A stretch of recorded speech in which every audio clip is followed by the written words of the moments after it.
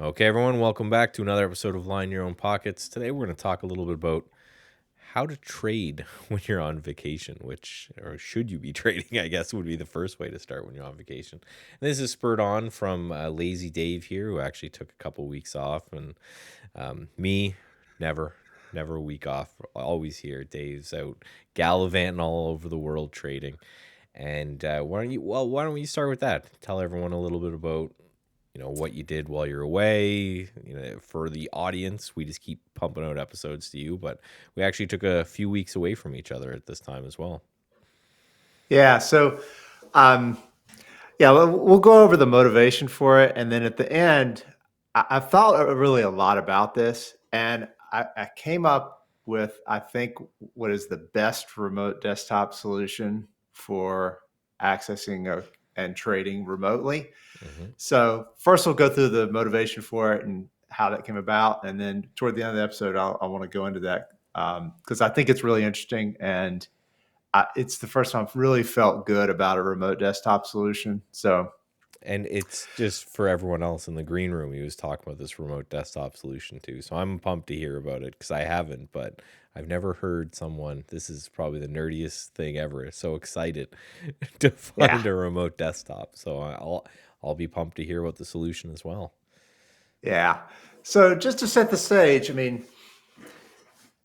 it's good to go on vacation, Mm-hmm. but it's also good to trade your strategies when you've got a lot of edge. So, it becomes a real dilemma. I mean,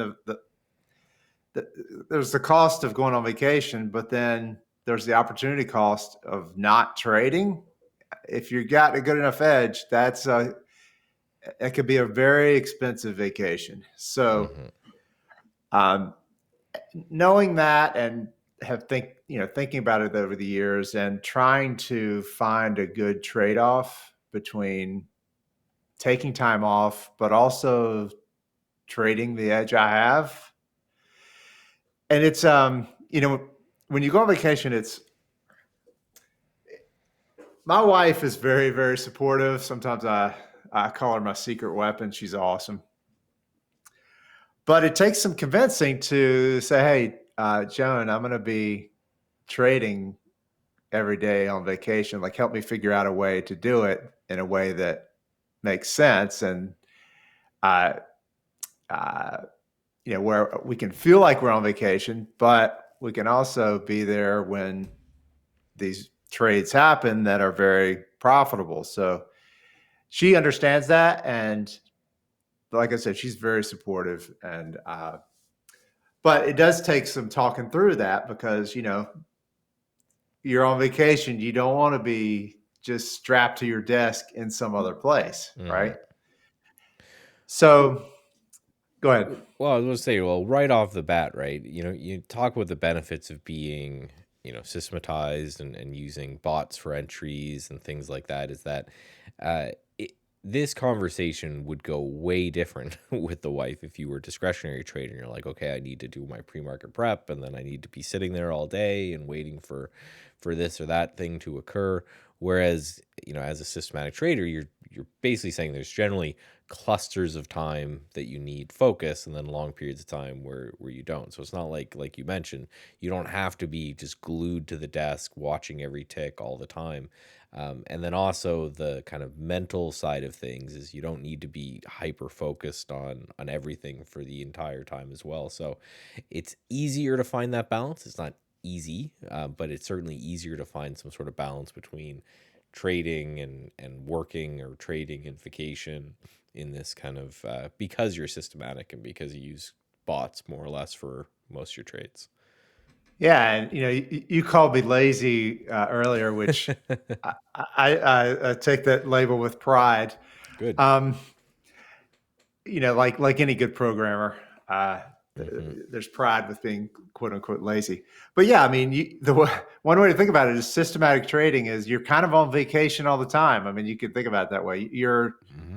You're sort of outsourcing a lot of the pointing and clicking that a lot of traders are doing to software. And that frees up your time just normally to think about to do other things. And So for systematic traders, it's not really a big leap to take this step. Yeah. And it gives you a lot of freedom to go on vacation and continue to trade. I mean, it's not, you're right, it's not even an option for discretionary traders, really. So Hmm. there's a lot of freedom that comes with this. But there's a lot of prep that goes into it also. It doesn't just, you can't just snap your fingers and go on vacation and have your stuff trade. You really need to sort of build up and prepare for it. And I've done different things in the past. I have gone on vacation and not traded at all. I would do that earlier in my career. Um, I have gone on vacation and brought a laptop which had all my stuff running locally on the laptop, Ooh. and that's I just sort of works. I It can grimaced when you work. said that. Yeah. But you're YOLOing your hotel or resorts or whatever Wi-Fi on that pretty hard.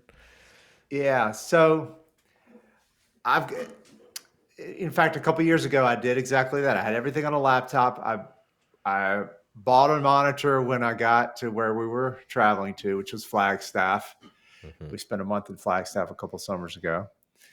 And that solution wasn't terrible.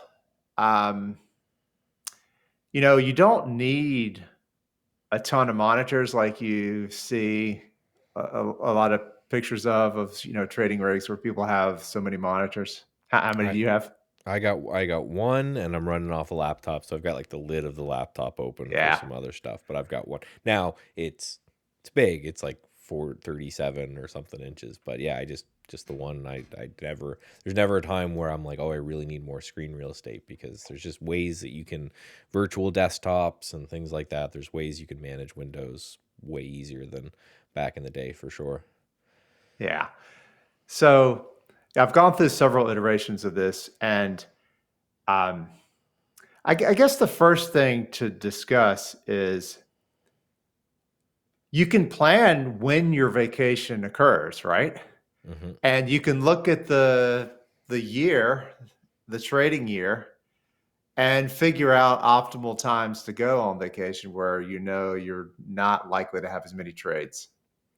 And then you do have some flexibility there to take off if you want to. That's the first thing I would suggest. So first thing I would do is look at earnings season. A lot of Yeah. trades probably come up during earnings season. Just plan your vacation for outside earnings season. That's one thing I suggest people do. I What do you would think? say in a more normal market, maybe, but in the let's just say the current administration, it seems like a tweak comes out and the whole. So yeah, you can plan the best you can, but could always be some type of, it doesn't have to be, the administration, but it could be some sort of outside source, right? COVID or something like that. It could be all kinds of things that um, beat you off that plan. So you have to be okay of, here, I'm planning that this is the time I'm going to take vacation, but like a day before there could be some macro event, and now the markets, the volatility has spiked in the markets, and Yeah. now everything's moving again. So yeah, the best you can control, for sure. Yeah. So maybe a better way to look at it is, here are the times where you definitely don't want to take vacation.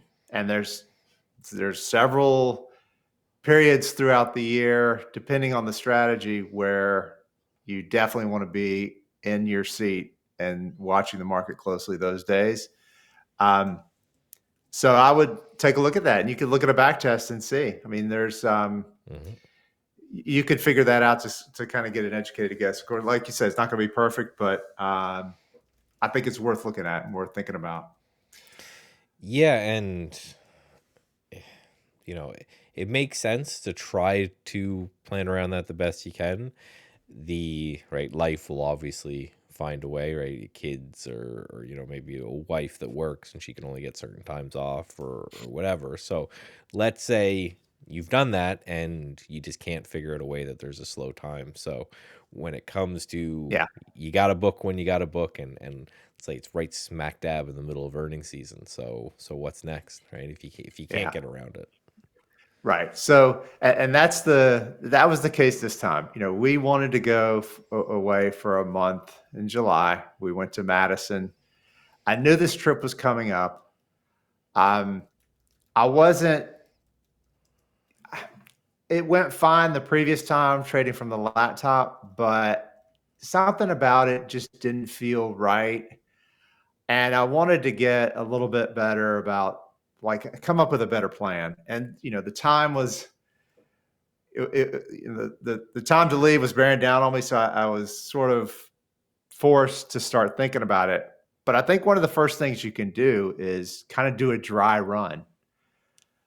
What, like, pretend, or take your laptop and trade from it, and like figure out some theories about how you're going to trade, whether it's trading with a remote desktop or trading from the laptop, and then trade from the laptop that day from home with Well, your main computer there as sort of a backup. It sort of simulate what it's going to be like.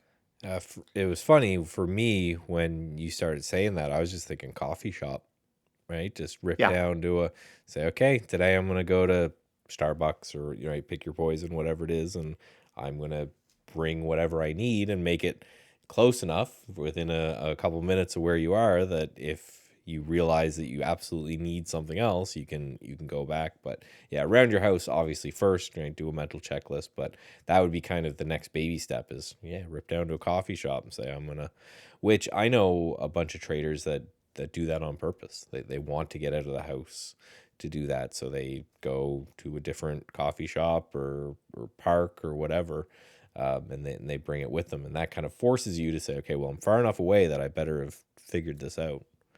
Yeah. Yeah, and I can guarantee that you're going to learn a lot about your workflow, or what you thought your workflow was, when you do that, because there's going to be things you've forgotten or overlooked or could be better. And I suggest, like, go ahead and plan for that and take really good notes about what is happening, what you feel like you need, what you feel like you're missing when you're in that situation, so that you don't forget and you can go back and learn. In fact, um, one of the traders I coached did this back when he went to Aspen. We spent some time preparing for how he was going to actually trade remotely. And so he went to Aspen and he took a bunch of notes. And I have some of those here that I think are really pretty insightful, and probably a lot of the listeners will pick up from. But he had a Yeah, let's whole go laundry through it. list of stuff to do once he got back. And so sorry, just to reiterate, this was things he went, he did his thing, he wrote down like barriers and problems that and things that he could do Right. better, and then he came back and made that, which again is perfect. And that's what we were talking about with like little mini trips, right? If you could go, maybe after your coffee shop, maybe you just go away for a night, right? Take the wife and go to a hotel a little bit and just branch out. But this guy took the plunge and he's got some notes. So let's just start going through those. All right. So he's got 6 things that he wrote down here. And I mean, you'll see that some of these things seem like they would be obvious, and they are kind of in retrospect, but it just takes you pulling the Band-Aid and doing it, and taking really good notes about what you're missing. So let's go over these. Um, First thing he says is, so these are sort of notes to himself when he gets Mm-hmm. back. So he says, okay, make sure to set an alarm to account for the time change. Smart. So the very first day, he missed trading the open because of the time change. So it sounds like a simple thing. Gosh, how could you miss that? But hey, you've flown across the country. Mm-hmm. Everything is different. You have different pressures. You're there maybe with friends. Uh, your spouse is making demands of you to not work on this vacation.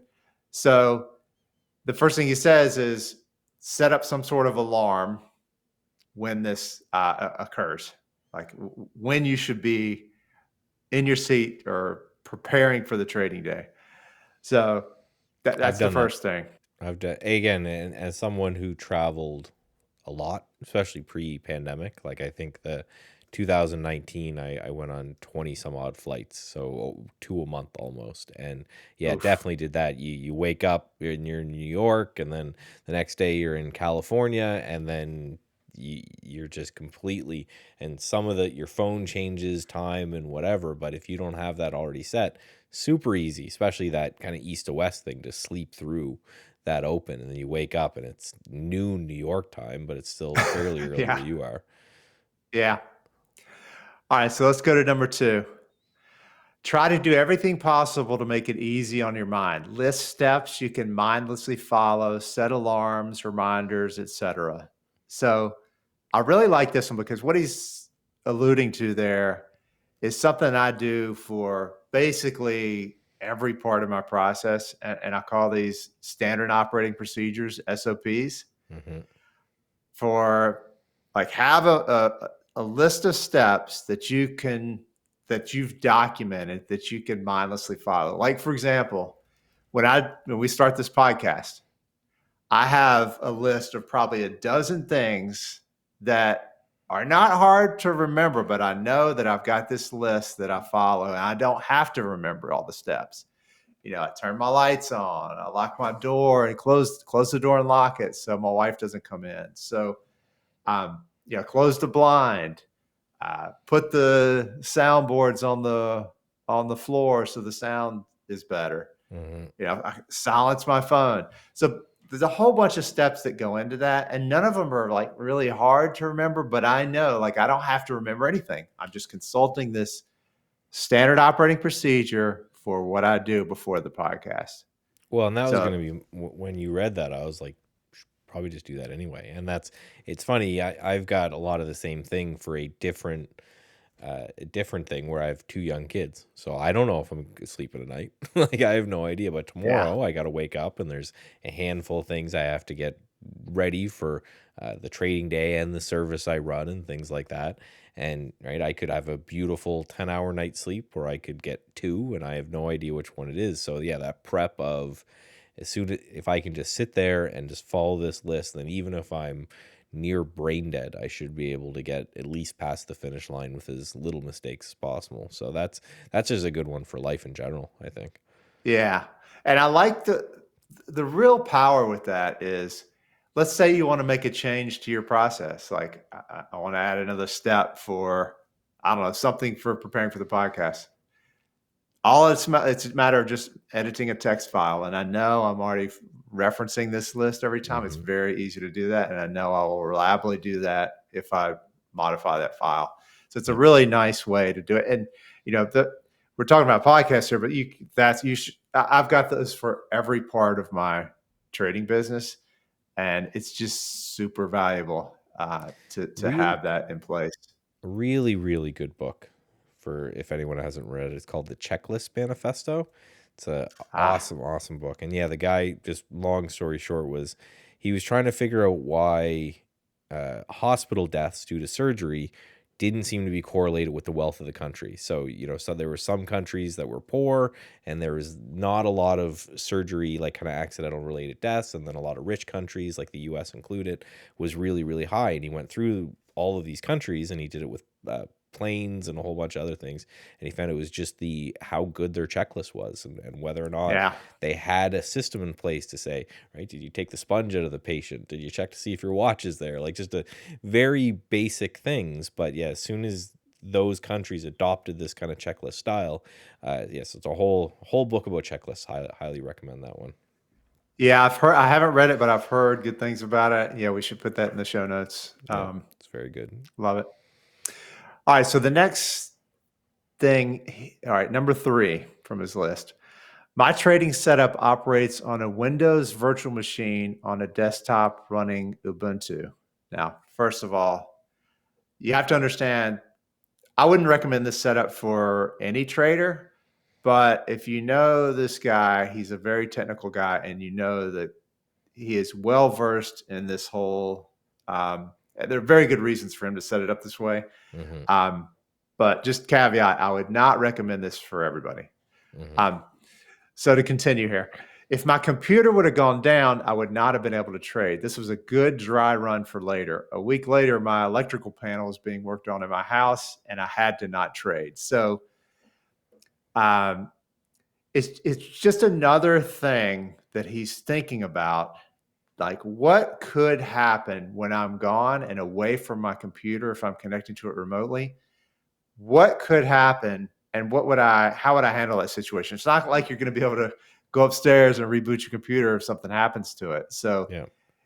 it's really good to be thinking about this and like, what would you do in this situation?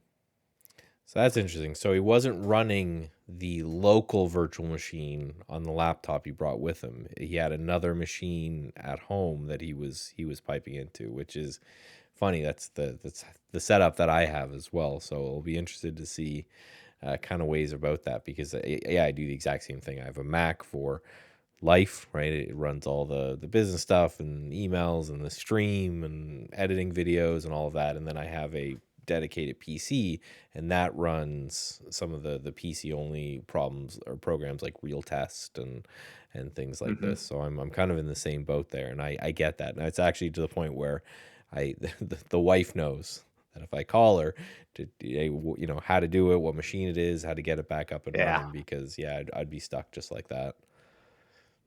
So another trader that I work with took a long trip to India earlier this year, and we could. I'm gonna. We'll get to the remote desktop solution that he was actually the one that turned me on to this particular solution. Hmm. Um, but he had a way to remotely flip the switch on his computer to turn it on and off. So that's how much he thought about this situation and how important it is to him.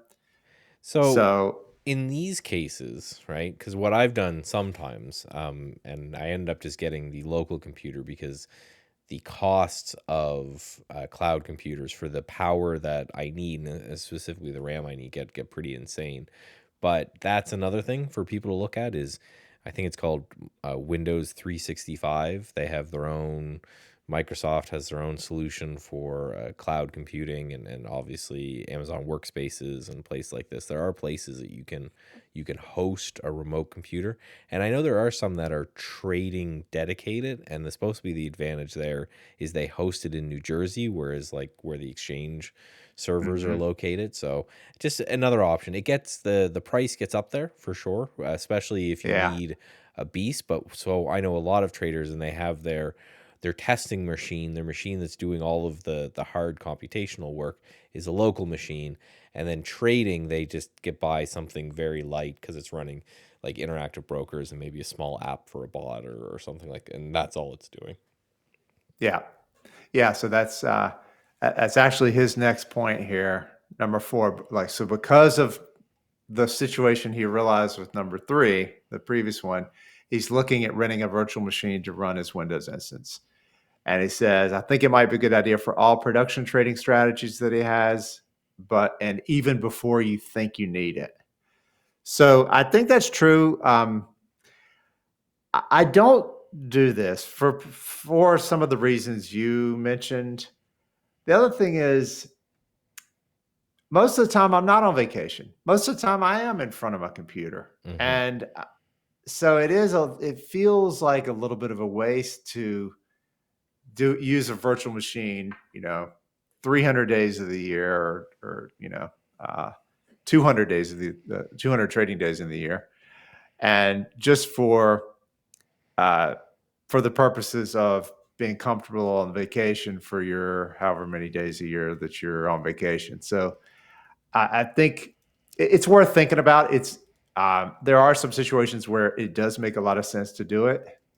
Um, but I think for me, I've never gotten over that hump. I'm always more comfortable with the computer I have, which I actually will probably talk about on the next episode. The exact setup I have, which uh, It'll be nice and has nerdy too. been a long story in itself, as you remember over the past few months.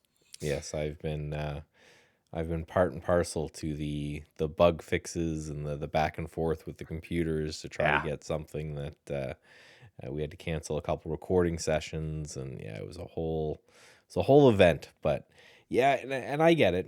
The cloud computing again definitely has a lot of its benefits. For people like Linux users generally have like aversions to Microsoft in general. So like offsetting that could help. But yeah, there's just a lot of, and like you mentioned, is that 9 times out of 10, you're always going to be better sitting in front of a actual physical machine. Or if you're remoting the way I do, is I'm remoting within my house from wired Ethernet to wired Ethernet, so it's near seamless anyway. But if I'm remoting into something and I'm using that frequently, it's just the little annoyance of, you're talking milliseconds, but you move your mouse or you click on something and then it takes a half a second and then it happens, and that just over and over and over again millions of times can just be a nightmare. Yeah, yeah, you're right. All right, let's go on to number 5, which I think is really probably the most interesting point here. All right, so number 5, trading on vacation caused me to really think about what are the least number of steps I need to do to trade every day and start coming up with a list. I Love would that. like the list to be as small as possible because even on days when I'm not on vacation, small repetitive tasks will distract me from the energy I would like to spend building additional trading systems and doing other things. I love this one. Um, Hmm. I think that's exactly the right way to think about it. And it leads right into what we were talking about before with standard operating procedures. If you've got if you've got those SOPs for how to set up your what the steps you need to do to arm your trading software to trade for the day, and when you have that set up in a SOP, you can look at it. You can think about that outside of market hours and look at that. Take a broad look at it and figure out what steps you can eliminate. Yep. Um, it's not all about how many steps can you fit into it. It's really about what are the minimum number of steps you can take to actually do this. What are the real vital things that are required? And think about maybe you can get rid of several things on the list. Yeah, and again, I love that, and I think that's one of those, just like the other one, that that's just good for life, is to have that, because uh same. So I had a sick kid recently, and that just kind of knocked me out for a couple days because I'm trying to look after the sick kid, and right, we were in the hospital overnight, my brain's fried or whatever. So it's very much like every week, we've talked about this a bit, but we'll probably go over it again soon, how managing task lists and things that you have to do. So I'm, one of the things I did is, when I went home, I manage all this through just Apple Notes. I have, these are the things that I have to do listed, and then I have the other things that are things that I wanted to do, maybe test a new system, or build something, or make some content, or whatever it is, and I can just copy all those and I can just paste them to the next week, and then they're out of your brain. So when you have it all listed like that, you can just go down the list and say, this is something I absolutely have to do. This is something that maybe I can push off until after my vacation, or when I'm less sick, or whatever it is. And just by having those, yeah, it's just absolutely just vital to say, this is what I need to do day to day in order to have the trading business function, and then this is stuff that will hopefully make my trading better in the long run. And by understanding the bare minimum that you have to do in order to get by, it just frees it up, because hey, if you can get rid of repetitive tasks, that's not going to help you anyway. Why wouldn't you? That's more time to think of more systems, or build something, or just do something else with your life. For sure, yeah. And uh, the one tool that I use that I was thinking of as you were mentioning this, I'm sure I've mentioned it before on the podcast. It's a tool called Auto Hotkey. Hmm. I love it. It is the one piece of software, the very first piece of software I install on any new machine. It it's basically a way to automate certain tasks, um, automate certain things in the GUI, uh, automate everything about things. So it's a very valuable piece of software, and a lot of the SOPs that I have, I've turned into hotkeys. Like right before I'm getting ready to trade the close, I have a hotkey that says it's X close. I type that, it brings up all the windows that I need to have open uh, when I'm trading the close. So it's a really valuable piece of software. Yeah, it's something that's next on the list, because I've been starting to build a bit of my own list like that, and just saying, here's 10 buttons that I would press. And probably a conversation for another podcast, but I've been given access to they're calling it the Comet browser, which is ChatGPT, or no, Perplexity's come up with like a Chromium browser, and you can just tell it to Hmm. do stuff. Like the examples it gave was, I'm going camping, right? Go to Walmart, put everything I should need for camping, and then build a cart, and I'll go from there. So I'm starting to think about that as well, and something that, again, people can start to think about is that now, if these agents start to get better and better, it could come to the point where you're just like, hey, watch me set up for the open, and now every day I just want you to do it, and I'll just sit back and watch. But yeah, the more that you can offset, there's a bunch of these which I love, which aren't just prepping for vacation. It's just things to make your trading business and your trading life just better overall. Yeah. Yep. So let's go to number 6, and this is where we'll lead into the discussion about remote desktop software and what I found is the best one, and we can talk through a bit about that. But so this will lead from this number 6. Mm-hmm. Number 6, so I'm reading from his notes here. I use Google Remote Desktop to connect to my Windows virtual machine. Of all the remote desktop connection features, I found it to be very robust, simple to use, and works every time. My only issue with it is the lack of ability to adjust the screen resolution on the virtual machine to match that of my laptop. So I have tried Google Remote Desktop, and I run into the same thing where it's really hard to get the display settings exactly like you want to see them. Mm-hmm. So you might want to consider using the software, but that's a big hurdle to get over. And it was too big of a hurdle for me. So I don't suggest doing that. But so maybe we should step back here and talk about all the common remote desktop softwares out there that people try to trade with. The first one that most people try to use is TeamViewer. Yeah. It's been around a long time. There's a constant nag screen there for having you pay. So and they're getting more and more vigilant with it. So Mm-hmm. you're basically have to pay for that. And again, you're paying for something that you're only going to be using 20 days a year, or how many days you're actually going to go on vacation during the year. So it's, for that reason, it might be good, but I would it's worth thinking about every software that you have available. And that's one of the downsides of it. Have you looked at TeamViewer? I have, and some benefit I had of TeamViewer was, and most traders would never have this, but we were just doing a fun experience, is that more than one person can log in at once. Again, most people won't really care about that, but that's an interesting part of it. But yeah, I found the same thing, is that it would just like kick people off periodically, and start yelling at you to pay more, and it was just a bit of, and I don't think it's what it's naturally for anyway. It's mainly for, you've got some uncle who screwed up his computer, and the ease of getting into a TeamViewer thing is because it just gives you a code, you can go in.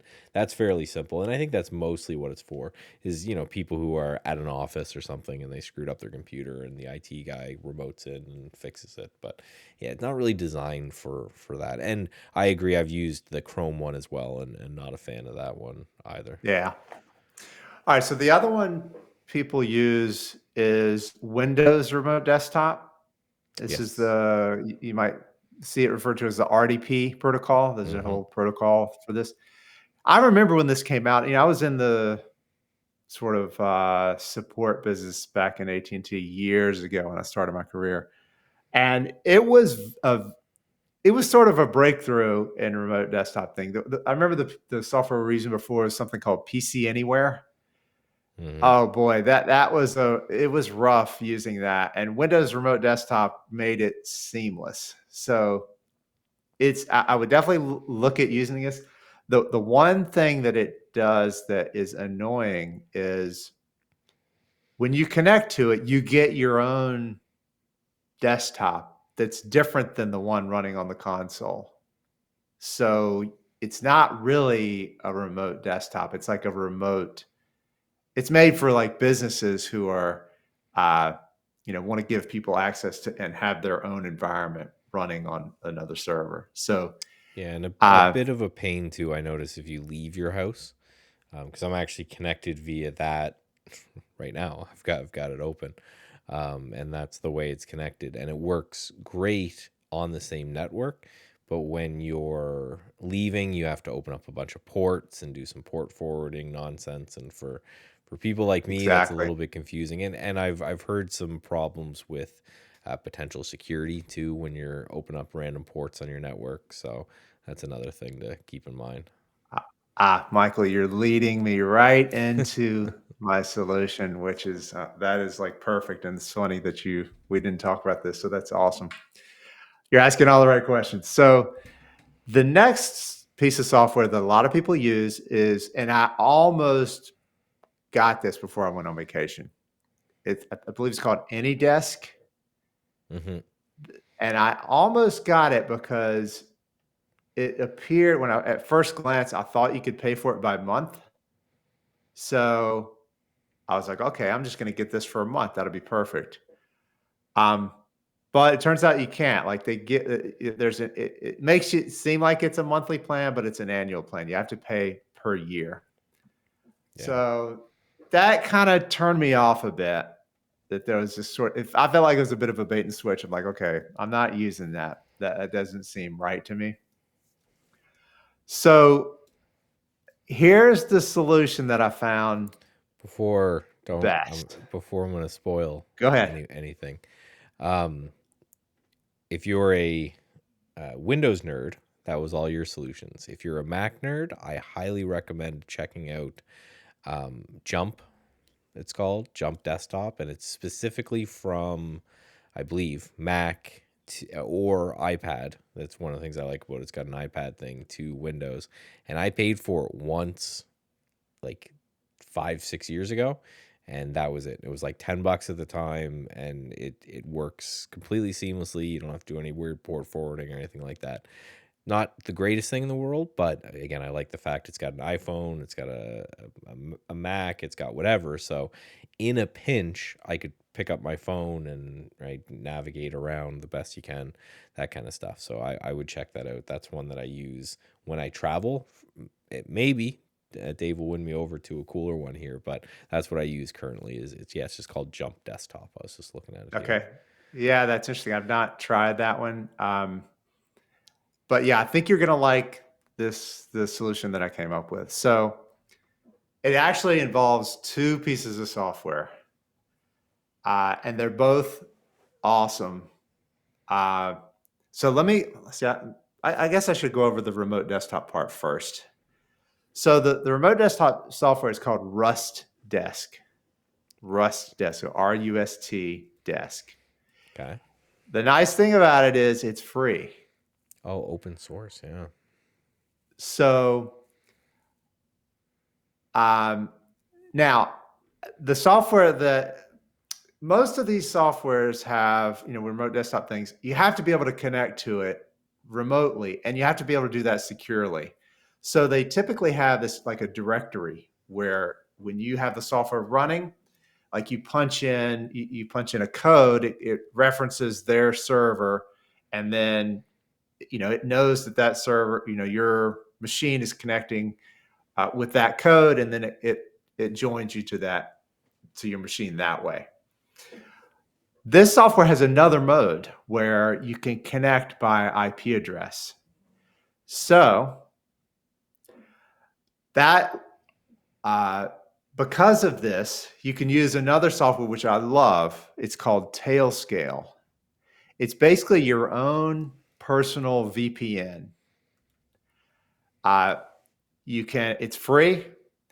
You can run it runs as a service on Windows, Mac, Linux. And when you run it and add a new machine to your Tailscale, you're able to connect to it just like it's on your LAN, just like it's on your local network. So It's secure. It's easy to set up. It's a really awesome piece of software. There's lots of stuff you can do with it, but these two softwares work together is really, I think, a very good solution, because what you can do is bring up RustDesk, connect to a private IP address that's on your Tailscale, and connect directly over the internet securely to that machine. Nobody else can connect to it unless they get into your Tailscale, which it's a very secure environment. Um, the other awesome thing about it is you can run this on your iPhone. You can run the client on your iPhone. You can run the client for Tailscale on your iPhone. So I was connecting from my laptop, using RustDesk, using a local IP address, and connecting to my remote computer when I was in Madison. When I went to New York last week, I was connecting on my iPhone securely in my own little Tailscale, my own VPN, and looking at my trading computer from my iPhone. Mm. Um, I I tested this um, pretty thoroughly before I left, because I wanted to make sure that if my if my trading computer rebooted, was it going to come up, and was I still going to be able to connect? So I tested that. I tested this. Can I connect from my iPhone? Got all those kinks worked out, and I set this up, and I think I love the way it uses Tailscale. I think it's the only one where you can set it up that way, or it's the only one I found. And man, I really liked the way this worked. It was very reliable, very secure, and the whole architecture of it, I just really liked. The Yeah, so I like this. I'm up on the site now anyway, and just a couple things. One is the whole VPN thing. Man, if you're traveling, please just they're free or very cheap for your laptop, your computer. Just get a VPN before you go on the hotel Wi-Fi or the airport Wi-Fi. I did some work with a cybersecurity firm, and they caught me not doing it once and almost beat me up in the most nerdy way. And I love, I'm on this RustDesk website, just massive banner at the top. You may be getting scammed, and just talking about, like, people calling you and trying to remote into your computer. So that's great. So I'm going to give this one a shot. I noticed they've got Mac OS and Linux and access to all Yeah, that as well. So I'm going to give that a shot. But uh, it's awesome that we live in, again, this world, because if, like you mentioned, you go back to when you started trading, I remember the remote desktop offerings were pretty garbage, right? And being able to do it within a LAN or within a network was fine, but the second you left, that became really, really yeah, problematic. So the ability to connect outside of that is great. And I like the phone app. I think that's just kind of needed, especially if you're traveling. You're probably doing a lot of stuff even away from your hotel room. It'd be nice just to be able to, take a peek when no one's looking and see, right, have it zoomed into where your blotter is, and just, keep an eye on yep, whatever's going on. Also, I think to add to that, if you're going to do that, should be a hotkey somewhere that you can click that, like, liquidate, like shut everything down just in case. But these type of things, I think, not only for just what we're talking about when it comes to traveling, I think they're just good for life as well, right? What if you go to the grocery store midday and something ends up happening in the market, and you didn't have something like this set up that you could just quickly pop back? Or hopefully you're not spending your entire day sitting at your desk. You're doing something physical, you're going outside or whatever, and having that wherewithal of saying, I could get back to it if I want to, is, I think, a really big plus for all of that, because freedom, right? The sooner you can get back to it, the more you can kind of get away from it. yeah, totally. And you mentioned the hotel thing. I don't use this, but Tailscale does have the ability to mark one of the nodes as like your outbound router. So when you set that up, you can literally, when you're in the hotel, you can have all your traffic going through your Tailscale from your computer at home, and none of it is going out through the hotel network, the Mm. insecure hotel network.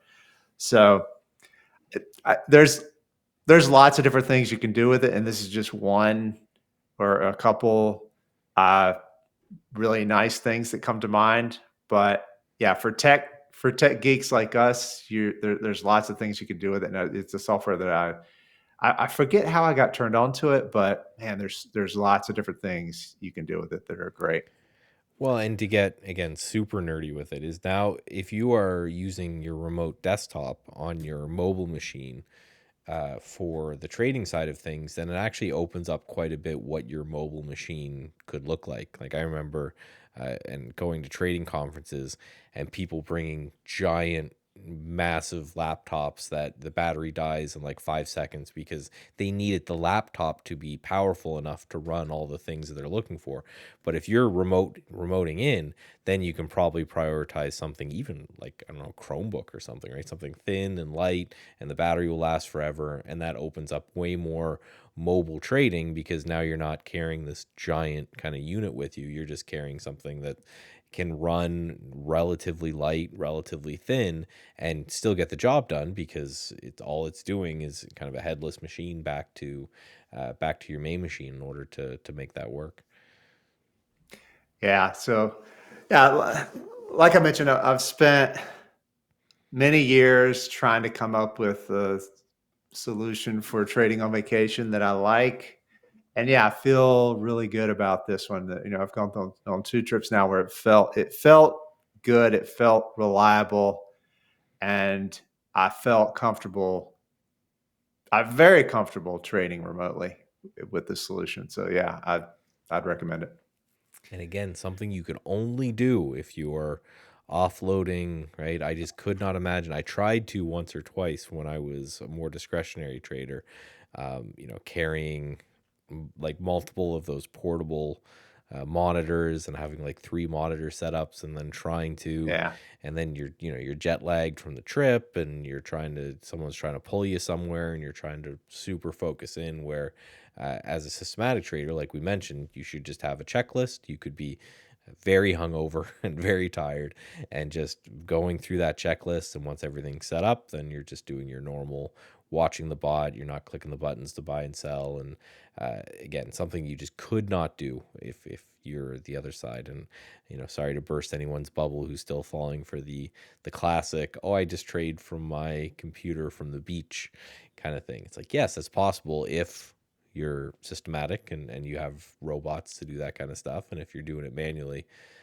absolutely good luck. But also, I think we should say, take a vacation every now and then. Like just every now and then, just it's nice that we are, like we mentioned, in a state where we're not doing the day to day kind of work. We have robots for that, and but still, every now and then, even if it's not very long, couple days, go clear your mind and kind of get away from it, and just be okay that you probably left some money on the table.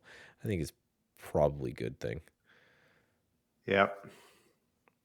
So, learn anything else while you're on vacation there, or is that once you got the tech set up, that was all you needed? Yeah, I think um, that was my big takeaway. On my New York trip, we went to, I was invited to speak on SMB's Bionic Trader Hmm. show. So that was really fun. Met with Garrett up there, who I often meet with when I go to New York. So that was good. Yeah, there'll be some things that come out of that. I'd like to have him on the podcast at some point. So we're talking about that too. So Nice. yeah, good Well, trip. oh, and get out there too, especially if you're making trading more and more of something that you want to do like full time and as a thing. We talk about the whole trader community thing quite a bit, and I think that's way better if you can do it in real life than do it virtually. If you can actually meet with people, like I know our buddy that both me and Dave know, Sean, has like a meetup at a pub in Colorado once a week or once a month or whatever, like these physical meetings. So once you're set and you're okay to be able to travel, if there's an event near you that's got a bunch of traders at it, go make some friends. Maybe you'll find some like-minded people that are trading kind of like you, and you can expand that out and yeah, get out of your house for a little bit. It's good. Yeah, absolutely. All right, guys. Well, that was a good one. I've been opening up tabs while Dave was talking, so I've got a tab for both of those tail scale and the rust desk. So I'm gonna give those a try. Maybe we'll talk about how that went for me on a future episode. But as always, I'm Michael Noss. And I'm Dave Mabe. We'll talk to you next week on Line Your Own Pockets.